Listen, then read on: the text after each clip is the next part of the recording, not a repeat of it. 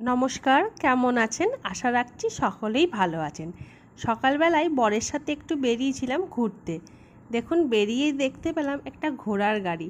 মা তো এবারে গজে আসছেন, কিন্তু দেখুন দেখতে পেলাম আমি ঘোড়ার গাড়ি।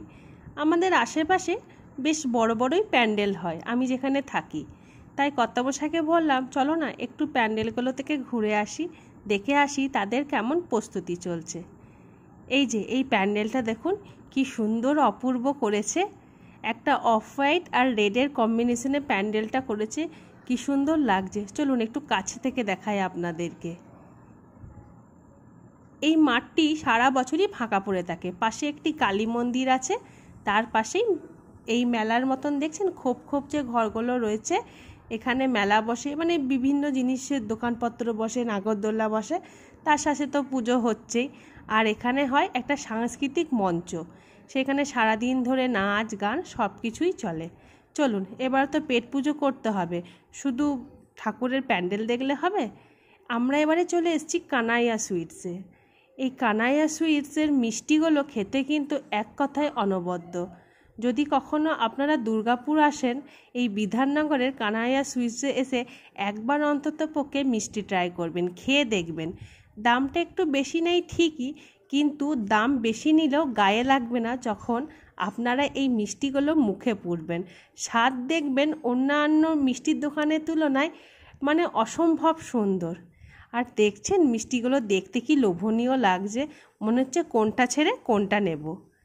এই মিষ্টিগুলো টুকটাক প্রায়ই খাওয়া হয়, আজকে তাই ঠিক করলাম রাবড়ি খাবো। আর ওই গোপাল ঠাকুরের পিকচারটা দেখুন কি সুন্দর লাগছে। এখানে খুব সুন্দর ভালো রাবড়ি তৈরি হয়। এখানে 460 টাকা কেজি নেয় রাবড়ি ঠিকই, কিন্তু খেতে কিন্তু দুর্দান্ত। একবার যদি খান মুখে লেগে থাকবে, বারবার মনে হবে কানাইয়াতে গিয়ে টুক করে একটু রাবড়ি খেয়ে চলে আসি। তাছাড়া এখানে অনেক ধরনের লস্যি টস্যিও পাওয়া যায়, মিষ্টি দই, কোল্ড ড্রিঙ্কস। আর এখন আবার জানেন নতুন কাউন্টার খুলেছে, এই যে লুচি, অমৃতি, জিলাপি এসব করছে। তার সাথে একটা ওই কাবলি ছোলা দিয়ে, আলু দিয়ে, পনির দিয়ে তরকারি। তাই আমরা এখানে কচুরি নিয়েছি। কচুরিগুলোও বেশ বড় বড় এবং মোটা মোটা। এই কচুরিগুলো 12 টাকা করে পিস নিয়েছে ঠিকই, কিন্তু খেতে কিন্তু অনবদ্য ছিল। আমি 4 পিস কচুরি নিয়েছিলাম, ভাবলাম হয়তো খেতে পারবো, কিন্তু বিশ্বাস করুন 2 পিস খাওয়ার পরে মনে হচ্ছে না যে আর খাই। তাও কোনো রকমে বলো নষ্ট করব খাবার, খেতে হলো। আর এই যে নিয়ে নিয়েছি রাবড়িটা, খেতে এত সুন্দর, মানে যাকে বলে এক কথায় দারুণ।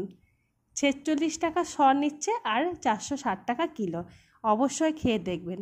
এবারে চলে এসেছি আর একটা পুজো